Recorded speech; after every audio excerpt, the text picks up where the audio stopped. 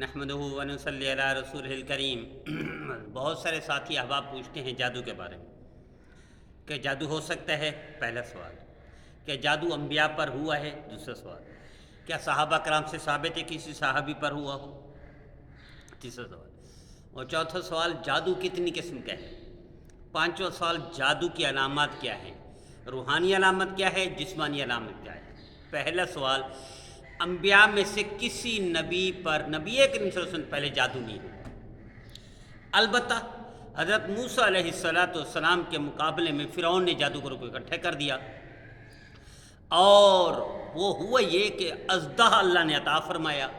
وہ بڑی نعمت ثابت ہوا، بڑا معجزہ ثابت ہوا، جس نے ان کے سادے جادوگروں کی جادوگری کو اٹھا کے پٹک کے مارا۔ یہاں تک وہ جادوگر مسلمان ہو گئے، کلمہ پڑھ گئے کہ یہ جادو نہیں ہو سکتا، ممکن نہیں۔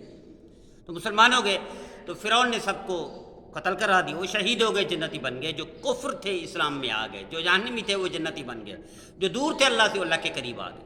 یہ انبیاء میں سے ہے۔ دوسرا، نبی کریم صلی اللہ علیہ وسلم انبیاء میں سے ایک ہی نبی، وہ سید الانبیاء پر ہوا ہے۔ نبی کریم صلی اللہ علیہ وسلم پر جادو ہوا ہے۔ کون تھا؟ لبید بن عاصم۔ اس نے کہاں کیا تھا؟ زروان نامی کنواں تھا، اس میں جادو کر کے اس نے وہ کیا ہوا تھا، انتظام کیا ہوتا۔ تو اللہ تعالیٰ نے بذریعہ وحی حضرت جبرائیل کو بھیجا اور بتایا، تو وہ جادو ختم ہوا۔ لیکن اثرات ہوئے اس جادو کے۔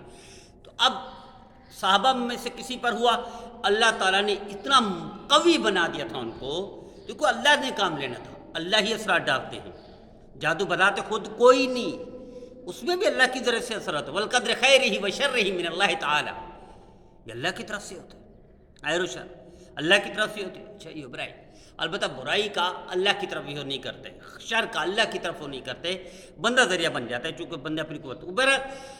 صحابہ کرام کو اتنا قوت بخشی اللہ نے، ان پر کسی پر اثر نہیں ہوا۔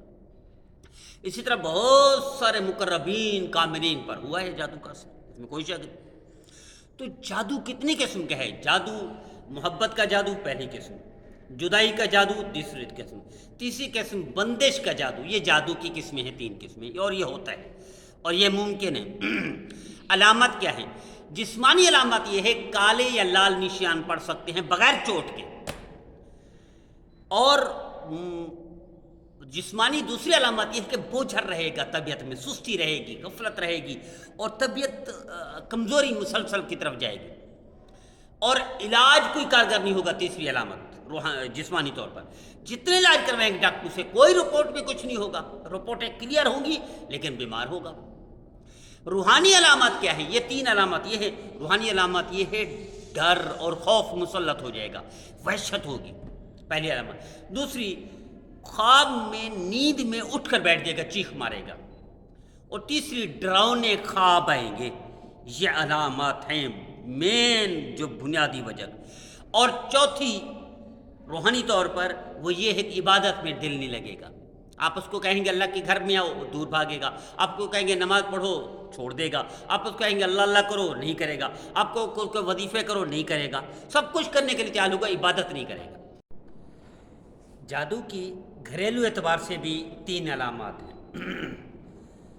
اور اس میں مین بنیادی علامات میاں بیوی کے درمیان جھگڑے، نا اتفاقی، یہ اس کی مین علامت ہے، نشانی ہے کہ جادو ہو چکا ہے گھر میں۔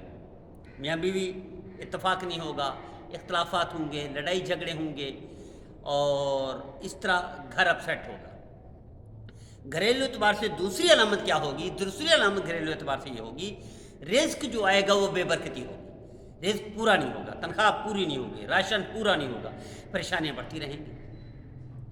اور اسی طریقے سے تیسری علامت گھریلو اعتبار سے یا نجی اعتبار سے، کسی مقصد کے قریب پہنچ رہا ہوگا، کوئی کام ہونے والا ہوگا، کوئی کامیابی ملنے والی ہوگی، اچانک کام رک جائے گا، ناکامی ہو جائے گی۔ یہ اس کی مین تین علامات ہیں۔ بنیادی زندگی کہہ دیں، نجی زندگی کہہ دیں، گھریلو زندگی کی یہ تین ناکامیاں بھی جادو کی علامات میں سے ہیں، اسی کی نشانیاں ہیں۔ تو چار علامات روحانی ہیں، 3 علامت جسمانی ہیں، 3 قسم کا جادو ہے۔